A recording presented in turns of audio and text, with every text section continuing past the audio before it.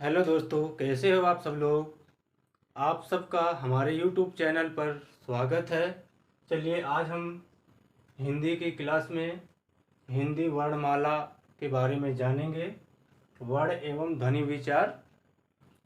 तो चलिए सबसे पहले हम आपको बता दें कि हिंदी में ध्वनियाँ दो प्रकार की होती हैं। पहला स्वर और व्यंजन। ठीक है। स्वर कितने होते हैं? वैसे तो 13 होते हैं, लेकिन मूल रूप से 11 ही माने जाते हैं। ठीक है।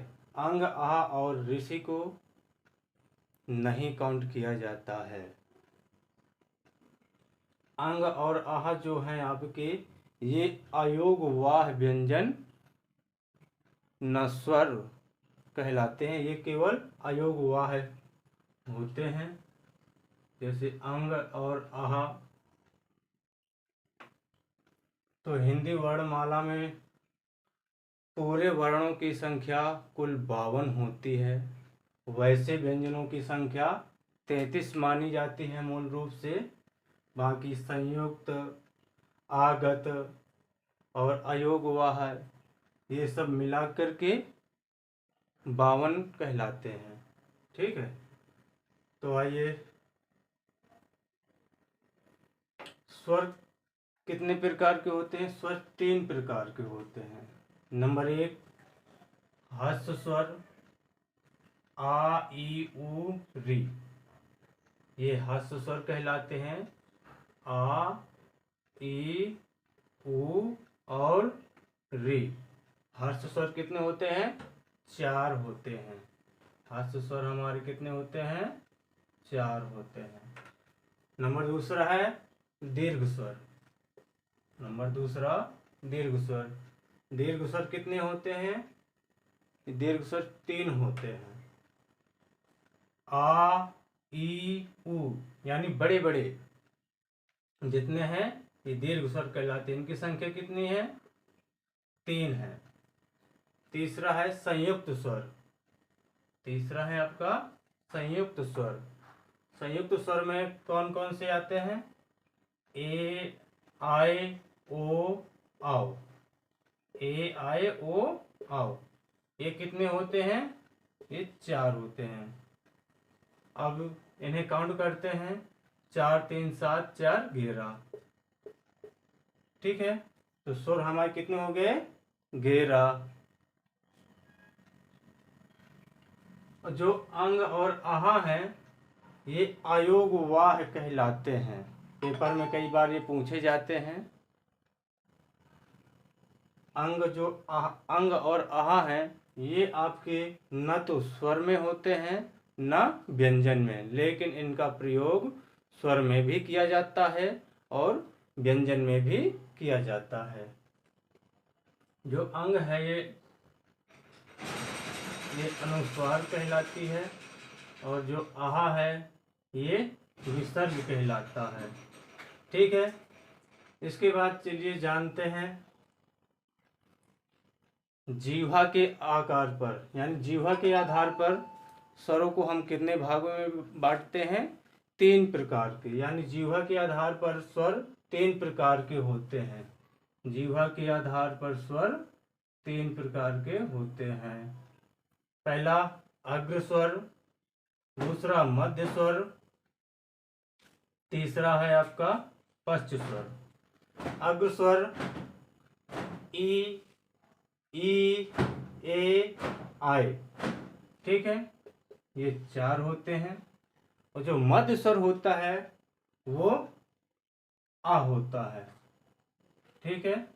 जो पश्च स्वर होते हैं, छोटा ऊ, बड़ा ऊ, ओ, आओ और बड़ा आ, ये आपके पश्च स्वर कहलाते हैं। यानी अग्र स्वर वो होते हैं जो जीवा के आगे भाग से, यानी अगले भाग से बोले जाते हैं। वो मध्य स्वर वो हैं जो जीवा के मध्य में, जैसे आ, तो ये आपका मध्य से निकलता है, तो ये मध्य स्वर कहलाया। और जो पश्च स्वर हैं, तो ये वो जीवा के पिछले भाग से उत्पन्न होते हैं। ऊ, बड़ा ऊ, ओ, आओ और बड़ा आ।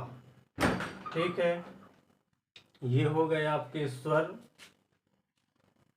इसके बाद चलते हैं व्यंजन की ओर।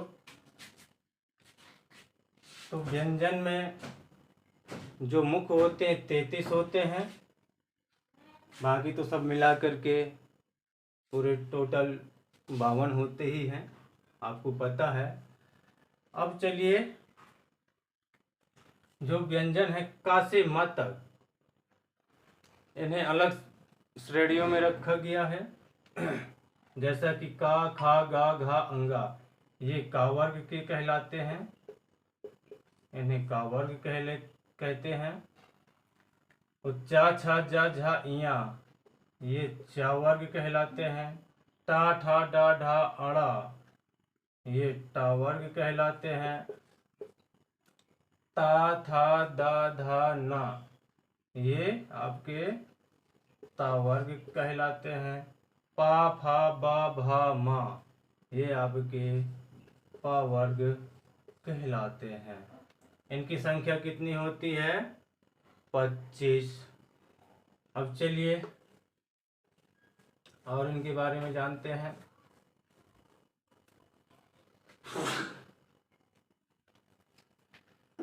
ये जो है का, चा, टा, ता, पा, ये आपके अल्प प्राण कहलाते हैं।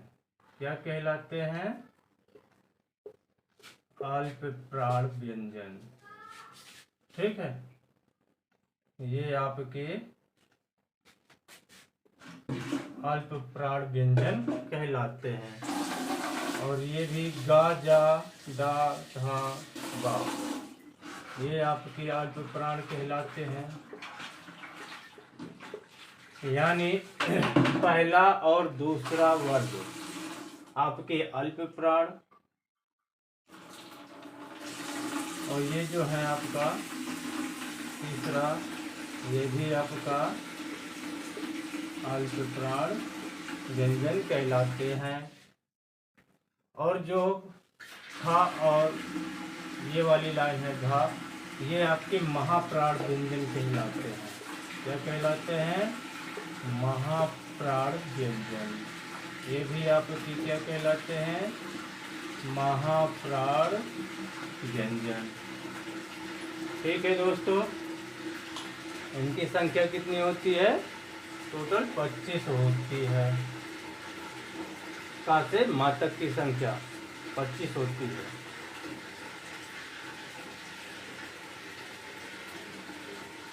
इसके बाद इन्हें सघोष और अघोष भी कहते हैं। पेपर में कई बार पूछे जाते हैं। तो अघोष व्यंजन जानते हैं। अघोष में क्या क्या आता है? का वर्ग आता है आपका, और ये खा, छा, ठा, था, फा, ये आपकी क्या है? अघोष व्यंजन। ठीक है, इनमें या, रा, ला, वा भी है। साखे, सा, हा भी। हा नहीं आता। हा आपका कौन सा है? हा आपका सघोष व्यंजन में आता है। हा जो है सघोष व्यंजन में आता है। और या, रा, ला, वा, सा, खे, सा, ये आपके अघोष व्यंजन कहलाते हैं। ठीक है, और सघोष व्यंजन में आपके पहले और दूसरे को छोड़ करके, जैसे गा, जा, डा, ढा, बा, घा, झा, ढा, धा, भा, अंगा, इया, अड़ा, ना, मा, ये आपके क्या है? और हा हो गया, ये आपके क्या है? सघोष व्यंजन कहलाते हैं। या, वा, राला और हा, ये भी आपके क्या है? सघोष कहलाते हैं। ठीक है, अघोष में आपके साखे, साखे, सा, और सघोष में या, रा, ला, वा और हा। ठीक, अब इसके बाद जो का वर्ग है ये कहाँ से उत्पन्न होता है? कंठ से। ठीक है, ये कंठ से उत्पन्न होता है। जो च वर्ग है ये आपका तालव्य से उत्पन्न होता है। यह जो है आपका ये भी अल्प प्राण माने जाते हैं। और जो ट वर्ग है आपका, जैसे कि टा ठा डा ढा अड़ा, ये आपके मूर्धन्य से यानी मुख से उत्पन्न होते हैं, मूर्धन्य से। और ता था दा धा ना ये आपके दंत से। पा फा बा भा मा ये आपके ओष्ठ से उत्पन्न होते हैं। जो या रा ला वा है ये अल्प प्राण माने जाते हैं। ठीक है, और इसके बाद अंतस्थ व्यंजन या रा ला वा क्या है? अंतस्थ व्यंजन है। इन्हें क्या कहते हैं? अंतस्थ व्यंजन। अंतस्थ व्यंजन। तो साखे साहा इन्हें क्या कहते हैं? ये ऊष्म संघर्षी व्यंजन है।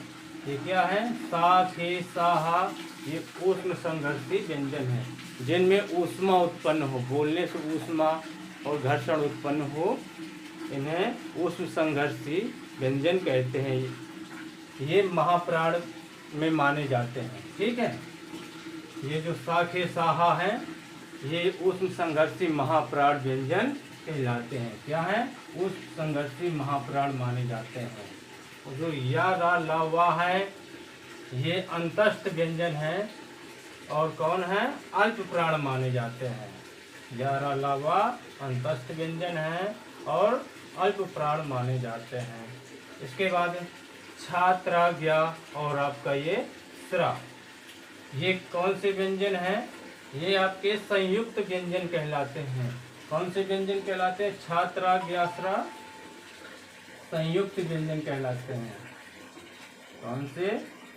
संयुक्त व्यंजन। ठीक है दोस्तों, जो आपका या और वा है व्यंजनों में, या और वा, इन्हें अर्ध स्वर कहते हैं। क्या कहते हैं? या और वा को, या और वा को क्या कहते हैं? अर्ध स्वर। अगर पेपर में पूछे कि अर्ध स्वर क्या है, या और वा, या और वा आपके अर्ध स्वर है।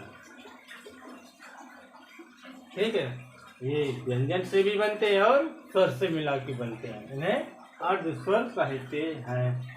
तो चलिए दोस्तों, ठीक है, हिंदी वर्णमाला के बारे में हमने जाना। इसके पहले आप हमारे चैनल को लाइक करिए, शेयर करिए और सब्सक्राइब करिए। और जो अनुनासिक हैं, जो नासिका के माध्यम से उच्चरित यानी उत्पन्न होते हैं, उन्हें क्या कहते? वे कौन कौन से व्यंजन हैं? अंगा, इया, अड़ा, ना और मा, ये क्या कहलाते हैं? अनुनासिक। अनुनासिक व्यंजन। कौन? अंगा, इया, अड़ा, ना, मा। इनको बोलने से नासिका से संबंध है। और जो आपका का, चा, टा, ये क्या है? निर्नासिक। जो बिना नासिका के प्रयोग के बोले जा सके उन्हें निर्नासिक कहते हैं, जैसा कि का, चा, टा। ठीक है दोस्तों, बहुत बहुत धन्यवाद। हमारे चैनल को लाइक करिए, शेयर करिए और सब्सक्राइब करिए।